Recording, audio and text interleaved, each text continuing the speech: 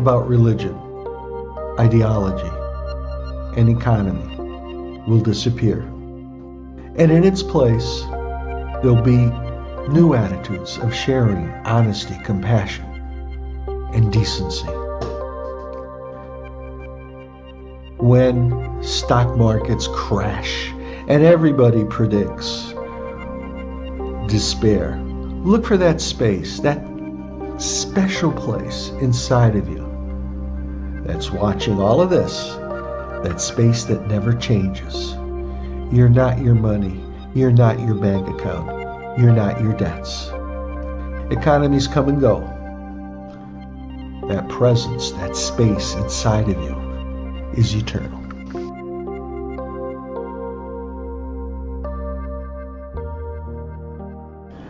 Hi. Those words were written, I don't know how many years ago, but I'm sure they were written before the coronavirus. Things are changing. New concepts are arriving on this planet. There's a shock right now going between the old consciousness and the new consciousness, the old era, the new era, or as spiritists would say, the transition between an expiatory world where spirits incarnate to play out their karmic dramas and to learn and to grow, usually the hard way. And the new era, the new planet of regeneration, where we regenerate the values, the morality, the sense of right and wrong, of justice, of what's fair, what's not fair, that I really believe that are inside of us, that sacred place inside of us, we've forgotten. So right now there's this conflict going on, but one of the conflicts that I would like to talk about today is the I virus. I am my job, I'm my social position, I am what I've accumulated, I'm my bank account, I'm my salary, I'm my new car.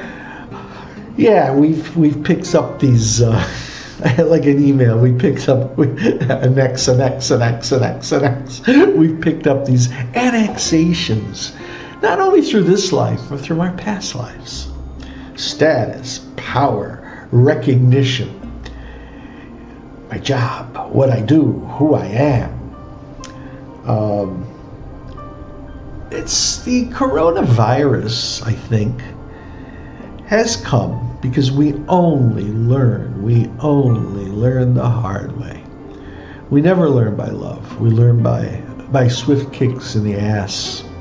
That's basically how we learn. I think one of the reasons it's here is to speed this transition along. Okay, it's going to cause a lot of pain. People will die. People will be infected. Economies are going to change. Okay, but just to show us how fragile we are.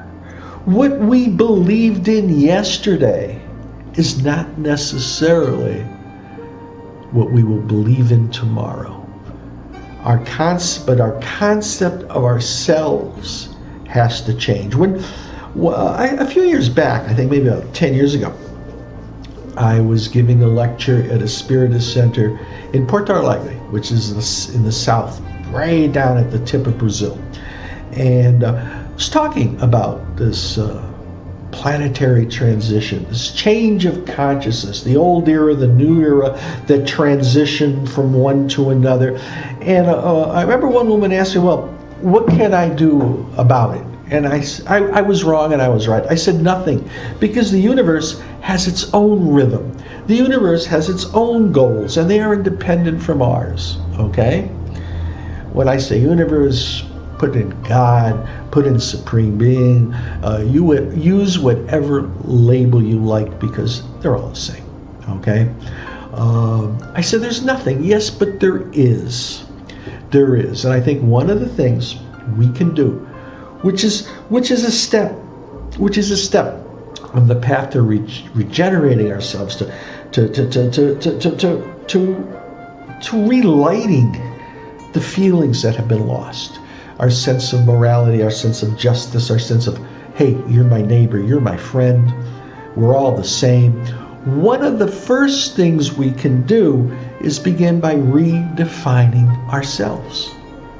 Who I am, not what I am, who I am.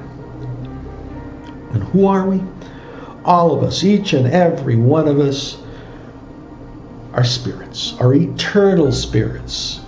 We've lived before, we're living now, and we will live again. And once you start doing that, your perspective changes. You begin to see, hey, yeah, maybe my concept of religion and God is different now. Maybe, yeah, I am more than my bank account, my savings, my salary, or my debts. I'm bigger than that. I'm bigger than what I thought I was. And when you see things through this perspective, through infinity, there's a past, there's the present, and there's the future, and it never ends. It's one big path, one big journey of evolution. When you see things that way, what's going on right now is less scary.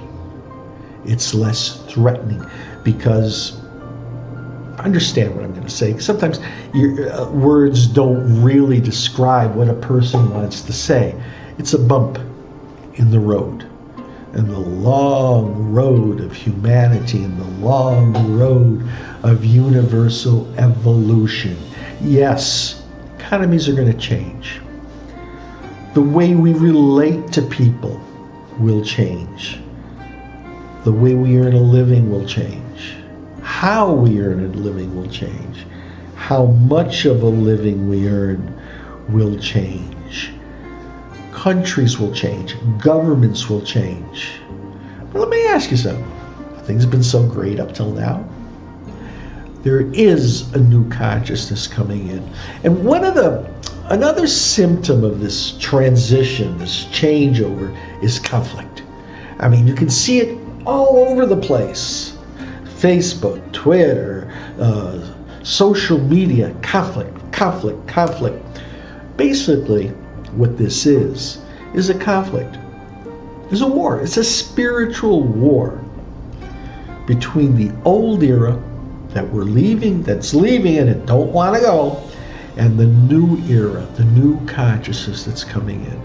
A new consciousness of tolerance, of equality, of a consciousness that we all come from the same source. Once again, put whatever word you want in there. We all come from the same source. We're all in this together. We're all on the road in our own way. Like I said, we're in it together, but each and every one of us is alone, because no bishop, no pastor, no priest, no rabbi, no imam will save you. They can offer guideposts, but the salvation or evolution is up to each and every one of us in our own way. That's the trick. So, two things. Let's try not to get involved in this back and forth of polarization on social media. And the second one, and this is important, discover who you really are. Just remind yourself, I'm not my job. You might not have a job tomorrow, or you might not have the same job tomorrow. I'm not my bank account. Bank accounts will change. I'm not my religion. No, you're not. Your religion is you. Your religion is what brings you closer to God. Like I said, ain't no priest, ain't no bishop, ain't no pastor, ain't no rabbi, ain't no imam that's going to do that for you. You have to do it yourself. The coronavirus is isolating people.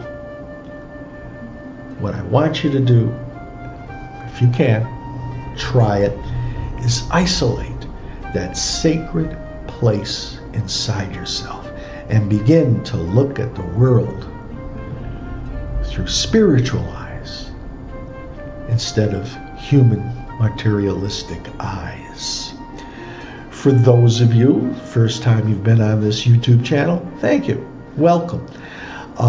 Please subscribe to the channel. I mean, it's not Netflix. You don't have to pay anything. It's not HBO. You don't have to pay anything. It's not Amazon Prime. You don't have to pay anything. But there is an advantage. Once a new video comes up, bing, you're informed. So if you like the videos, be informed. And just browse through some of the subjects we have here already. And go to Facebook and give a like to Spiritual Light Books. I thank you. As George M. Cohan once said, my mother thanks you, my father thanks you, my sister thanks you, and I thank you. And I'd like to leave you with this thought, with this quote from Eckhart Tolle, who just sums up what is going on today in this world. Thank you.